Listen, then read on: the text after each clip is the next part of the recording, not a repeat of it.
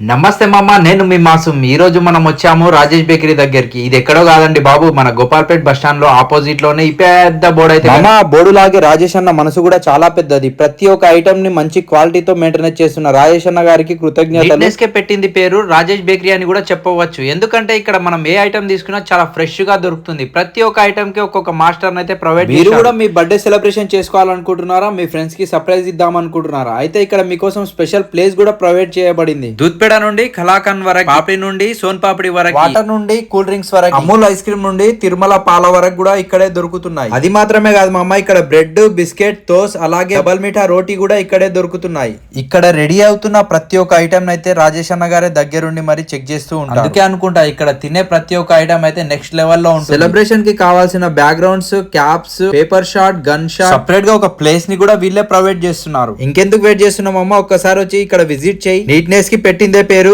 Rajesh bakery అంటారా బాబు.